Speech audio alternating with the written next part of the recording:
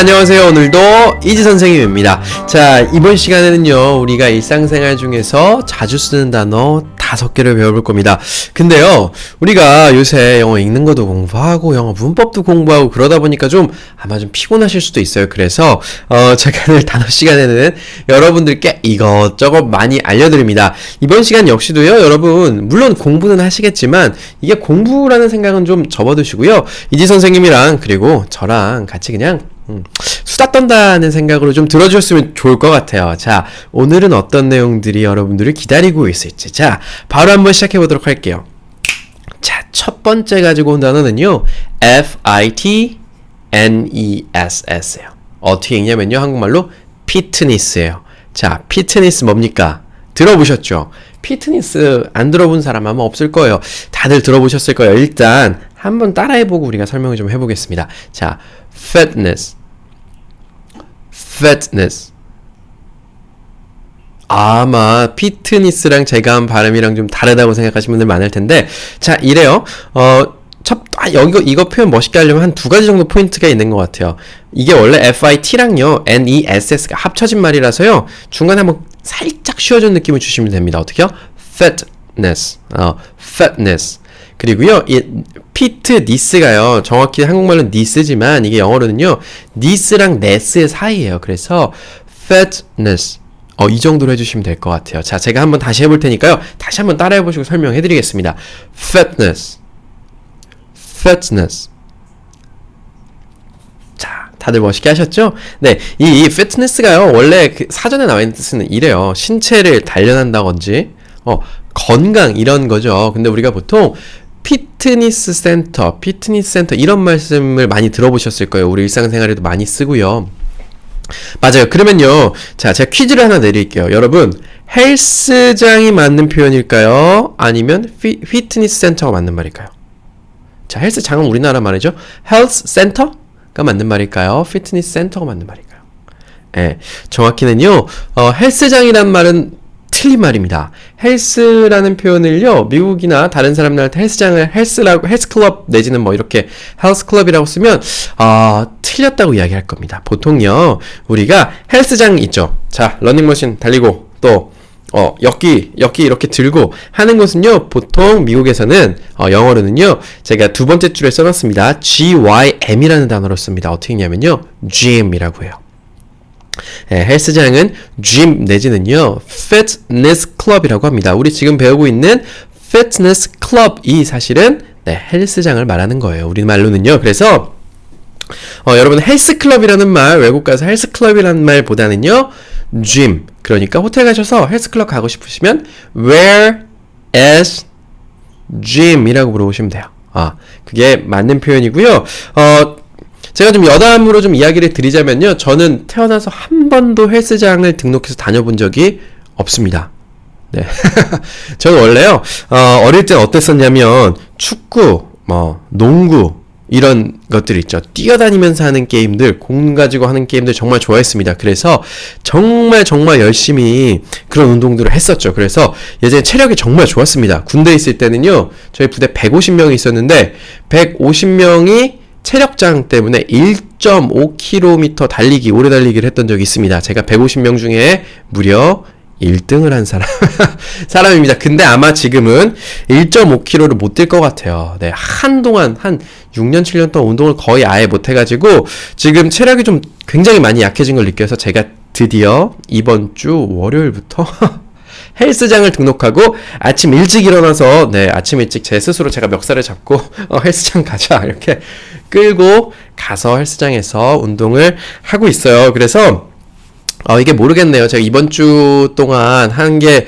언제까지 이어질지 모르겠습니다. 근데 개인적으로 이제는 제가 이렇게 1인 뭐랄까요, 1인 사업가라고 해야 될까요? 이렇게 하면서 살다 보니까 조금 더 몸 관리 잘해야겠다는 생각 들어가지고 한 몇 개월, 그리고 뭐 길게는 1년, 2년 이렇게 좀 할 수 있었으면 좋겠다는 생각 들고요. 여러분들도 아마 헬스장 끊어놓고 헬스장 이렇게 얘기하면 돼요. 피트니스 클럽 끊어놓고 짐 끊어놓고 안 가셨던 경험 많으실 겁니다. 저는 인생에 처음으로 이제 헬스장에 등록을 했으니까 좀 오래 다녀봤으면 좋겠고요. 아마 제가 나중에 이렇게 이렇게 울룩불룩해져가지고 네, 화면에 꽉 차는 날이 올 수도 있습니다. 네. 그리고 헬스장 가면요, 피트니스 클럽 가면은 이런 말 많이 하죠. 자, PT라는 얘기 들어본 적 있으십니까? 네, PT. 헬스장 가서 PT 받아? PT 받냐? 이런 얘기를 하는데 이게 뭐냐면요, 보통 우리가 PT라고 하면 영어로는요, Personal Training이라고 합니다. Personal, 개인의 트레이닝, 훈련이에요. 자, 그래서 Personal Training의 PT를 따서 PT라고 이야기하는데, 이 PT라는 게요, 그거죠. 우리 헬스장 가면 헬스 트레이너들이 있습니다. 헬스 트레이너 훈련시켜주는 사람들이 있는데, 그분들이 뭐 1시간당 뭐 얼마, 뭐 아니면 뭐 10회당 얼마 이렇게 해서 1시간 동안 한 명만 계속 이제 봐주는 거죠. 달리기도 하고, 달리기 하고 나오면 뭐 이렇게 근육 운동 어떻게 하는지 방법도 알려주고, 그 사람 체형에 맞는 뭔가 운동법도 알려주고. 그래서 저도 보니까 제 주변에 물어보니까 실제로 PT를 받았다고 하는 사람들도 굉장히 많더라고요. 그리고 효과도 좋다고 하는데, 일단 저는 저 혼자 한번 해보려고 하고요. 그리고 제가 그 피트니스 클럽 갔더니 GX라는 단어가 있더라고요. PT라는 말은 저는 예전부터 많이 들었었지만 GX라는 말은 처음 봤습니다. 근데 이 GX를 보니까 헬스장에서 많이들 쓰는 것 같아요. 여러분 GX 보신 적 있습니까? 네, 이렇대요. 예, GX라는 말은요, Group Exercise. 네, Group Exercise. 그러니까 그룹 여러 명에서 exercise 하면은 운동하다 라는 뜻이에요. 물론 이제 연습하다 이런 뜻도 있지만 운동하다라고 할 때도 exercise라고 쓰입니다. 그래서 그룹 여러 명에서 운동하는 걸 그룹 exercise를 줄여서 GX라고 헬스장에서 피트니스 클럽에서 표현을 하고 있는 것 같아요. 그래서 여러분 PT, GX 잘 알아두시고 헬스장은 이제 그만.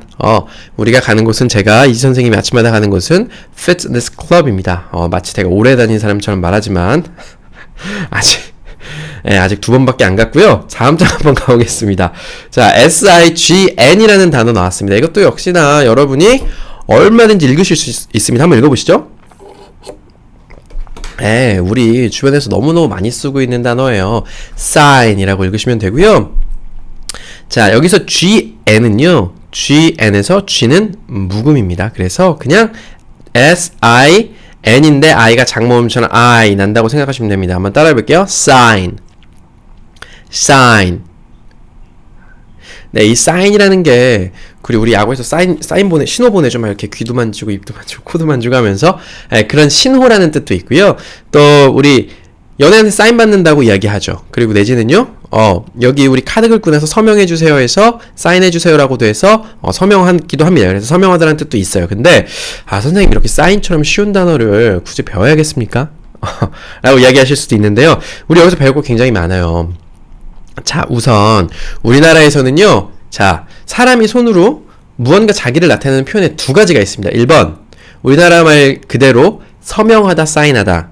어떻습니까? 어떤 계약 같은 거 할 때라든지 은행에 가서라든지 본인을 나타내는 것을 사인한다라고 이야기하고, 또 연예인이나 야구선수, 축구선수 만나면 사인해주세요 이렇게 이야기하는 사인도 있죠. 근데 우리는 이 두 개를 다 사인이라고 이야기하지만, 실제로 미국에서는, 실제로 영어로는 이 두 개를 다 사인이라고 이야기하지는 않습니다.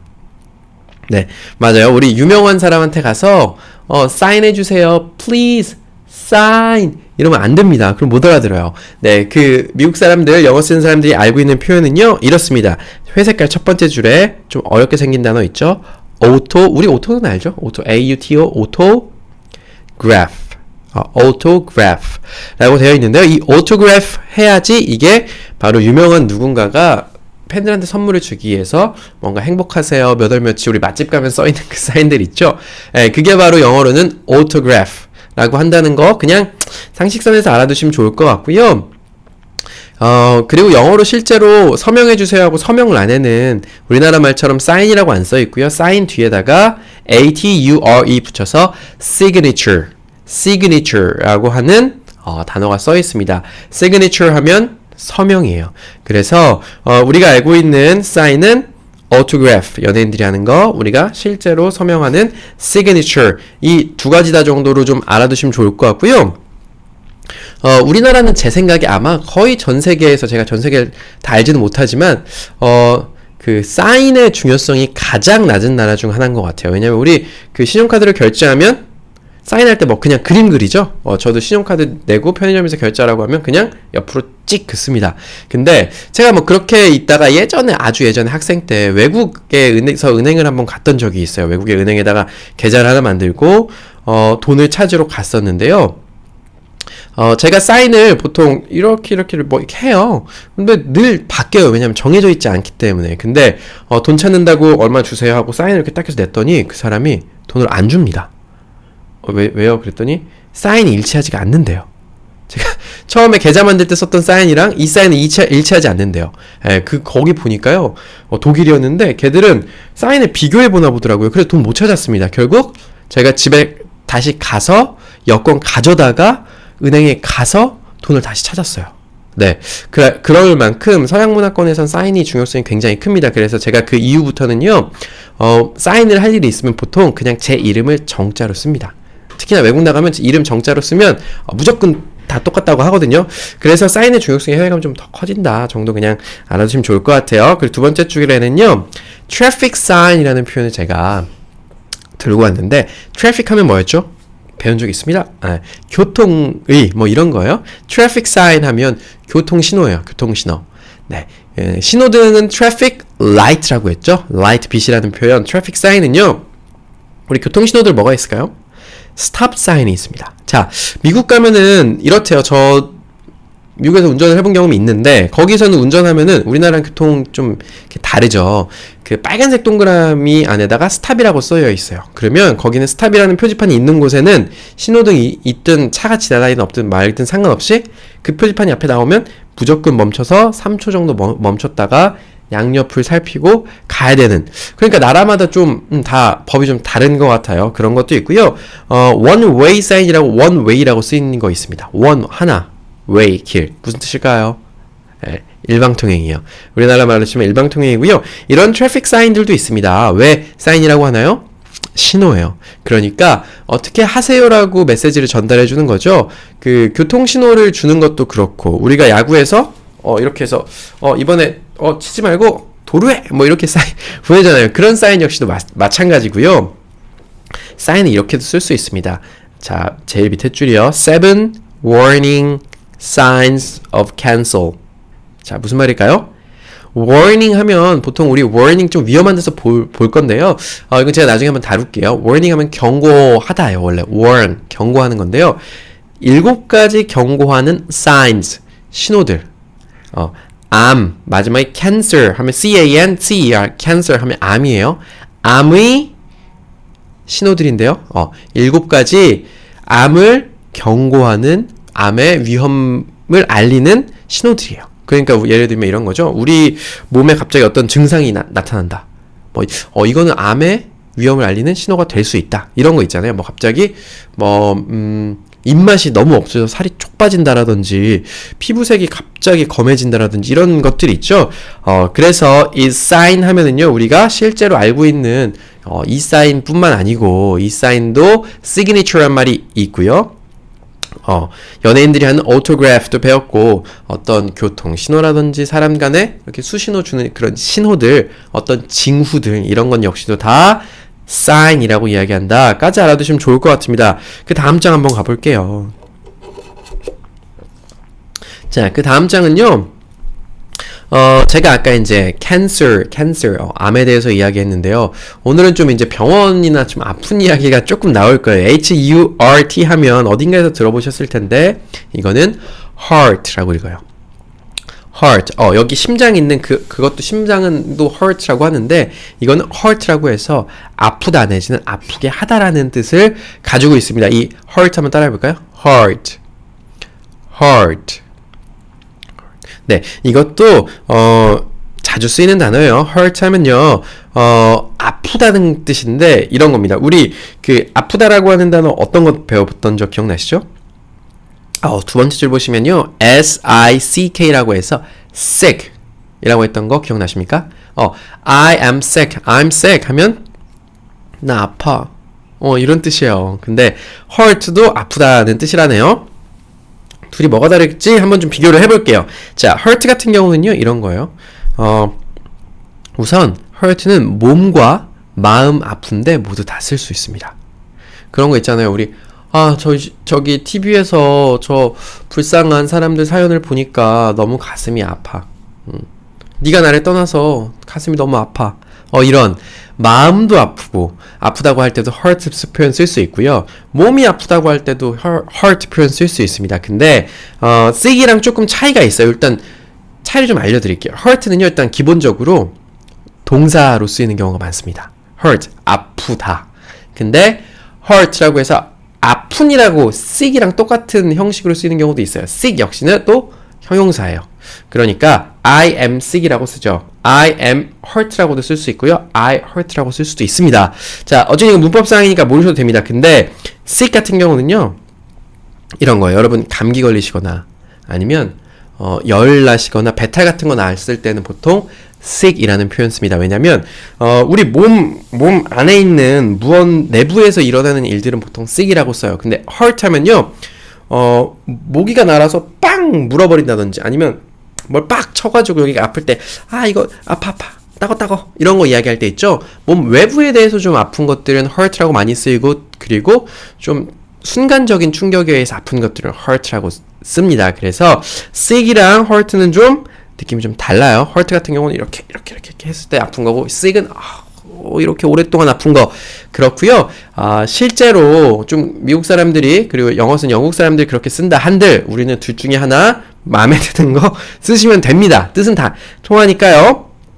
자, 제가 그래서 밑에다가 좀 써놨네요. I am sick 이랑 you hurt me 라고요. 네, 자, I am sick 썼으니까 여기서 sick은 아픈, 그래서 나는 아픈 상태야 라고 쓴 거고요. You hurt me, 네가 나를 아프게 했어.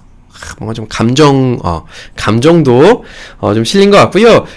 제가 밑에다가 이제 우리 hurt 아플 때 병원 가면요 많은 것들을 찍잖아요. 그래서 제가 좀 여러분께 간단하게 설명드릴게요. 우리 찍는 게 엑스레이 있고요, CT 있고요, MRI 있고 초음파 있습니다. 제가 의사냐 약사 아니죠. 근데 간단하게 제가 알고 있는 지식 좀 전달드리면요, 엑스레이는 이제 우리 방사선으로 찍는 거죠. 근데 이거 하루에 찍을 수 있는 양이 정해져 있을 거예요. 그래서 우리 조금 아플 때 가면 간단하게 엑스레이 한번 뿅 찍고 뼈 사진 보는데 이건 2D죠. 2D 그림처럼 보는 거고, CT는 똑같이 방사선으로 몸을 팍팍팍 찍습니다. 근데 원통 같은 데서 막 찍잖아요. 엄청 많은 장을 찍어서 3D로 구현합니다. 그렇기 때문에 이 CT는 방사 능량이 굉장히 많겠죠.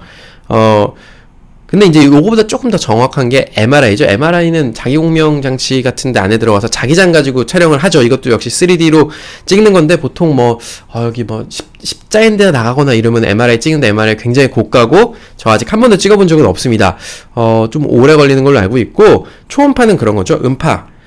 우리가 박쥐들이 초음파 같은 거 음파 가지고 거리 계산하면서 막 날아가잖아요. 그런 것처럼 말 그대로 소리의 파동을 빵빵빵 쏴서 그 튕겨나오는 시간을 계산해서 형체들을 만드는 거죠. 그래서 아이 같은 임신한 산모한테 아이한테 초음파 하는 것처럼, 네, 그래서 여러분 hurt 하시면 병원 가서 이것저것 많이 찍으시죠. 네, 그 종류들 이렇게 좀 간단하게만 알아봤고요. 자, 이게 영어 수업인지 무슨 수업인지 저도 잘 모르겠습니다. 다음 장을 한번 넘어가 볼게요.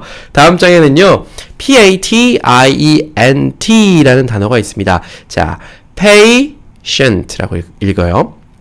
자, 한번 따라해 볼게요. patient. 좋습니다. 이 patient가요, 그냥 우리 명사 한 단어로 쓰일 때는요 환자란 뜻으로도 쓰이고요, 환자, 아픈 사람 환자, 그리고 patient 하면 참을성 있는 이란 뜻도 쓰여요. 자, 약간 뭔가 비슷하죠. 환자들은 참을 수밖에 없으니까 참을성이 있어야 되죠. 그래서 상황에 따라서 좀 달리 쓰입니다. 먼저 좀 예를 한번 들어볼게요.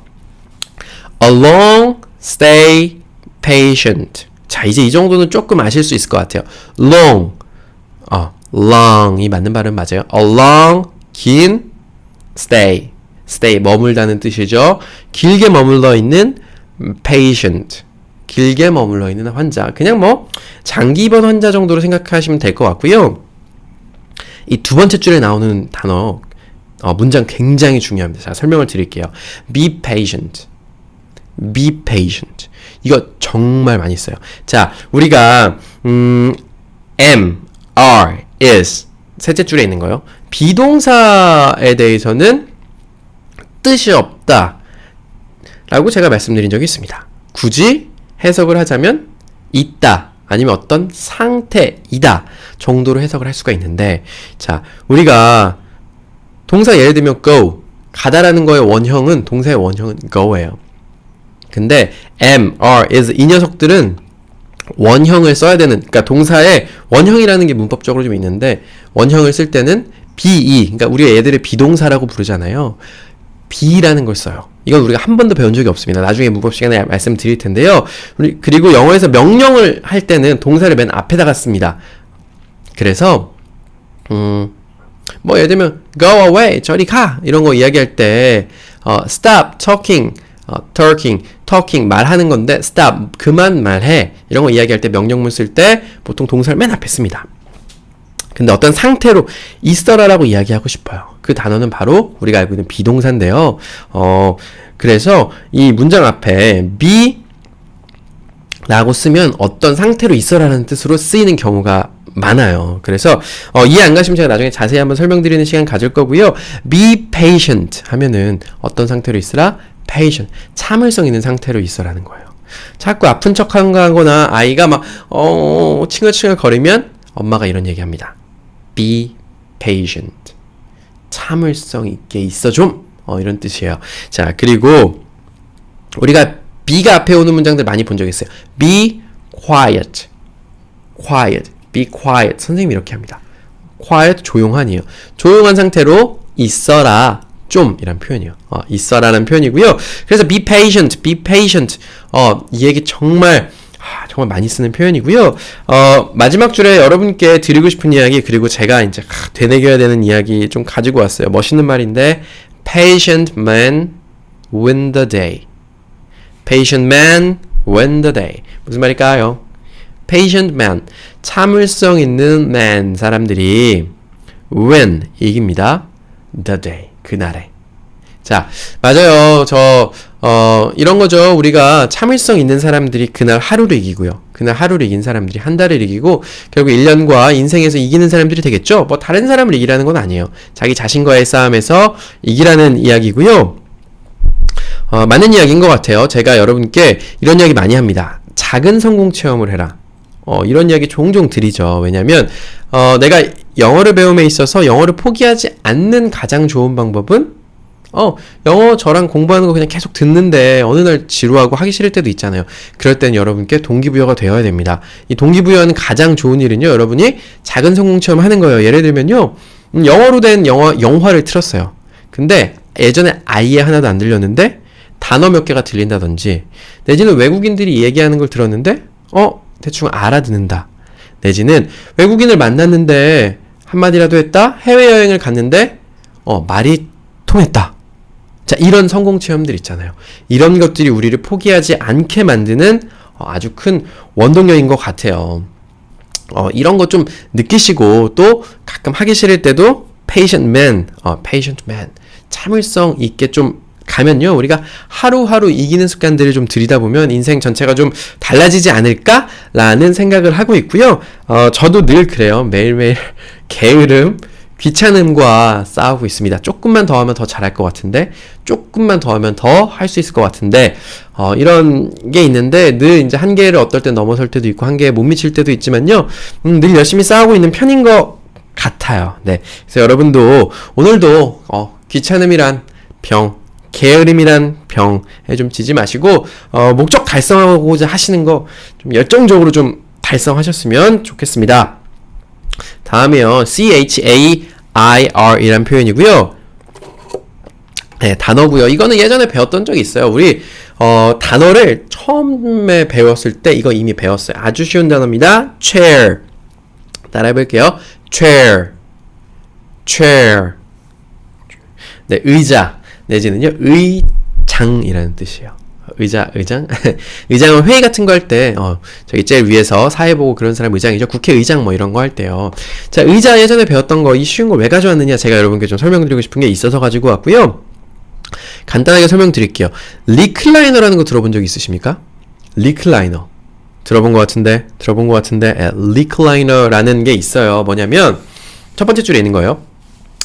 recliner 하면 이게, 의자 종류인데, 의자 중에서 의자 종류 참 많죠. 이렇게 제 손으로 표현이 안 되는 것 같은데 의자가 이렇게 있으면 여기 다리랑 등받이, 목 이런 거 다 우리가 사이즈에 맞게 조절할 수 있는 걸 리클라이너라고 합니다.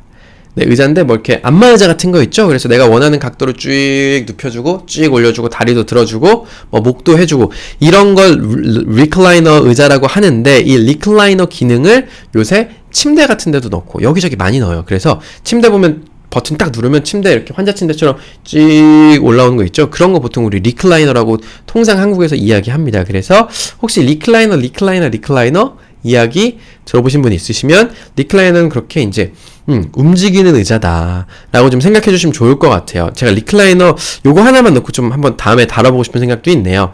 두 번째 옆에 STOOL은요 스툴이라고 하는 거예요. 스툴. 스툴이라는 말도 좀 들어본 적이 있으실 거예요. 스툴은요 등받이 없는 보통 동그랗거나 아니면 네모나거나 그냥 다리만 4개 있는 간단하게 앉는 의자를 스툴이라고 합니다. 스툴. 네, 그리고 그 옆에 armchair라는 거 있는데요. armchair 하면 어떤 느낌이에요? arm 하면 팔이에요. 팔걸이 있는 의자들을 보통 armchair라고 합니다. 좀 편하게 앉을 수 있는 소파들 팔 이렇게 걸칠 수 있는 것들 있죠? armchair라고 하고요. 그리고 우리가 체어가 의자인데 좀 이런 장면을 상상해 주시면 좋을 것 같아요. 우리가 밑에서 많은 사람들이 토론을 하고 회의를 하는데 그 사람들은 의자에 좀 잘 안 앉아 있고 서서 이렇게 막 토론을 하는데 저 위에 높은 곳에 아니면 밑에 사람들이 앉아 있어도 우리 법원 같은 거 판결할 때 생각해 보면 저 높은 곳에 판사님들이 앉아서 좋은 큰 의자에 앉아 있죠. 뭐 국회의장이라든지 이런 어떤 굉장히 높은 자리에서 다 사람들이 지휘하고 결정을 하는 사람들을 보통 chair라고 해요. 이상하죠? 아주 높은 곳에 의자로 앉아 있다는 뜻이라서 그런 것 같아요. 예전에 아주 영어가 생기긴 예전 같은 애는 왕이라든지 높은 사람만 의자에 앉았었나 봐요. 그래서 우리가 두 번째 줄 보면 chairman 하면 보통 회장, 의장 이런 말로 쓰입니다. chairman 차도 있죠? chairperson 역시도 비슷한 뜻으로 쓰입니다. chair 의자, person 사람. 네, chairman이나 chairperson 비슷한 뜻으로 쓰이고요. 이런 걸 봤을 때 저기 국회의사당 같은 데서 이제 미국에서 막 어디서 싸울 때 국회의장 좀 조용히 시켜주세요. 뭐 이런 거 얘기할 때 chair 이렇게 부르기도 한다라고 제가 봤습니다. 그래서 오늘 배운 간단하게 좀 복습을 해보겠습니다.